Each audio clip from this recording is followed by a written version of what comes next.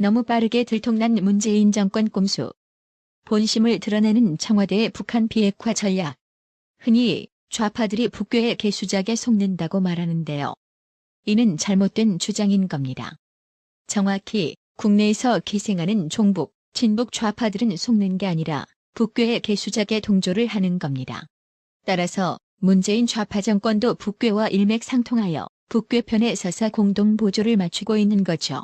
그러다 보니 올해 신년 기자회견에서 한국 출신 외국 ABC 기자가 과거 한국전쟁을 도운 미국이 북괴의 공격을 받을 경우 한국은 어떻게 할 거냐는 한미동맹 스탠스 질문에 어버버 쩝쩝쩝거리며 외계어를 사용하는 우스꽝스러운 장면을 연출했습니다. 안녕하세요. 미국 ABC 뉴스 조주희 기자입니다. 조금 어려운 질문이 될 수도 있겠는데요. 이게 미국은 한국에 가장 가까운 동맹 국가고 또 북한은 한국의 형제 국가입니까? 그런데 미국 간 지금 양보 없는 대치 상황 속에서 이전에는 한국이 위협받는 상황에서 미국이 한국을 도와주는 그런 포지션이었다면 이제는 북한이 직접 미국을 겨냥하며 협박할 수 있는 그런 시대가 왔습니다. 근데 이게 양자택일을 할 수 있는 문제인지 모르겠지만 일부 미국인들 사이에서는 미북 간 갈등 상황이 일어나면 한국은 어떻게 포지셔닝을 할 건지 궁금해하는 미국인들이 꽤 많습니다. 거기에 대해서 대통령께서 어떻게 생각하시는지 한 말씀 해주시죠. 저는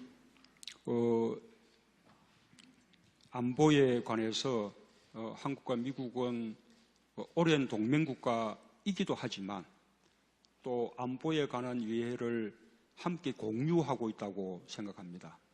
북한의 핵과 미사일에 대해서 위협을 느끼는 것도 한국 또 미국 마찬가지입니다.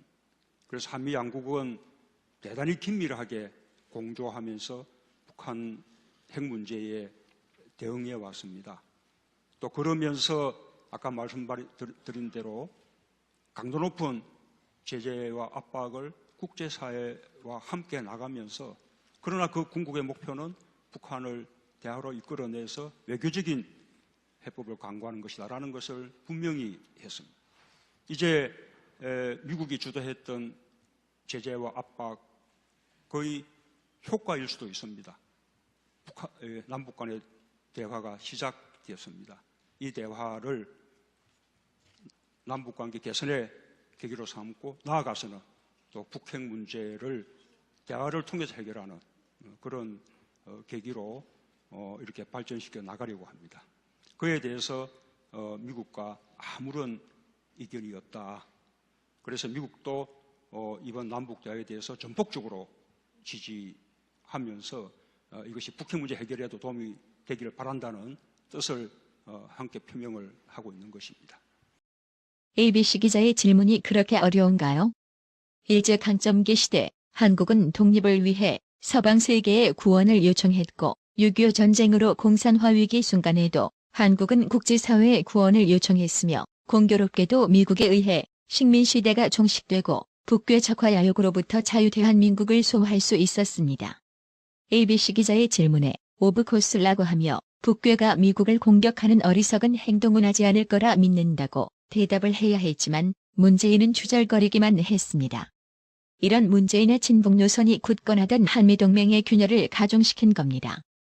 이처럼 겉다르고 속다른 문재인의 반미 노선과 달리 북괴는 중국과 관계 회복에 나서는 행보를 보이고 있습니다. 일본 산케이 신문은 공산당 기관지 인민일보가 3월 29일자 일면 톱으로 북중 정상회담 기사를 게재했다며 중국과 북괴 전통적 우위는 양국의 공통이익이며 전략적 선택이라고 주장했다고 소개했습니다.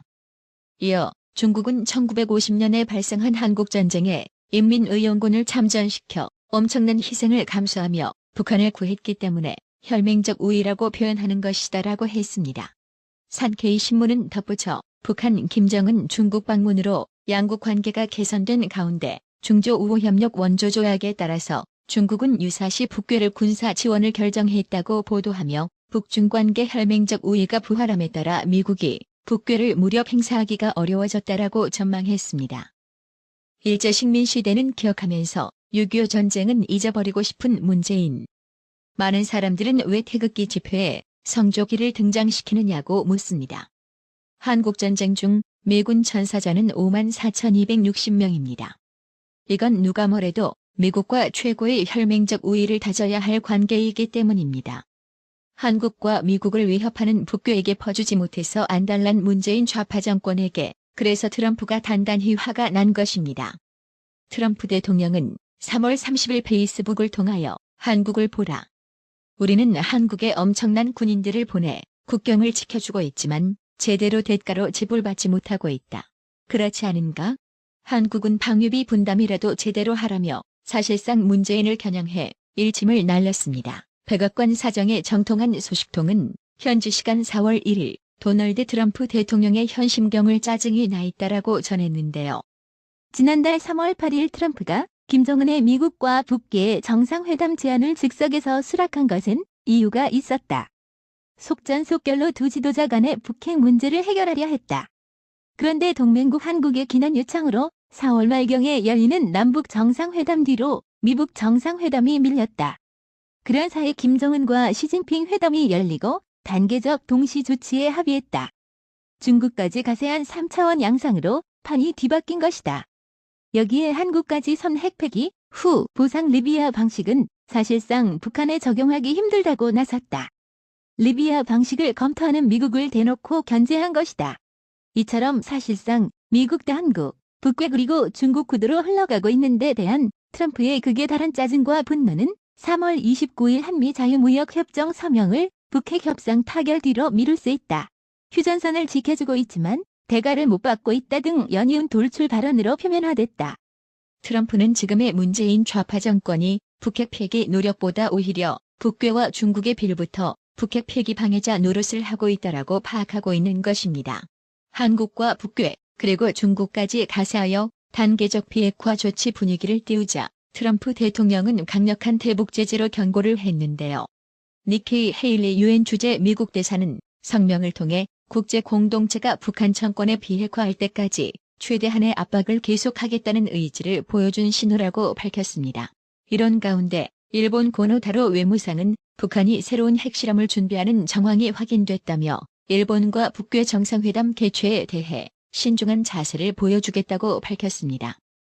4월 1일 정부 당국과 해경 등에 따르면 2016년까지만 해도 월선은 10차례 정도에 그쳤는데 작년엔 80회 안팎으로 급증하며 중국 함정들은 작년 수시로 서해 EEZ의 중간선을 넘어 군사적 활동을 한 것으로 전해졌습니다.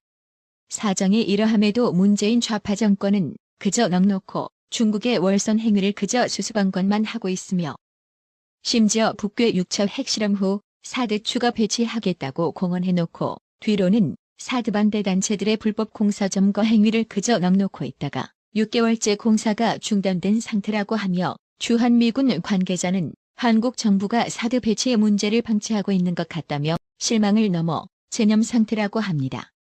18 이게 나라인가요?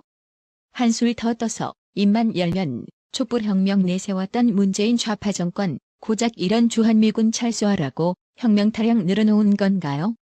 이 정도면 문재인 좌파 정권이 대한민국 안보를 위기로 몰아넣고 있는 겁니다. 자유한국당에 진심으로 촉구합니다. 북송 강제 법안을 발의해서 친북, 종북주 의자들을 모조리 북한으로 보내야 합니다. 자유의 호사를 누리면서 북괴 김정은을 추종하고 찬양하는 짓거리를 이대로 방관할 수 없습니다. 나라의 TV는 보다 더 양질의 컨텐츠를 생산하기 위해 자발적 구독료를 후원 형식으로 받고 있으니 많은 성원 부탁드립니다. 시청해주셔서 감사합니다. 구독은 꼭 눌러주세요.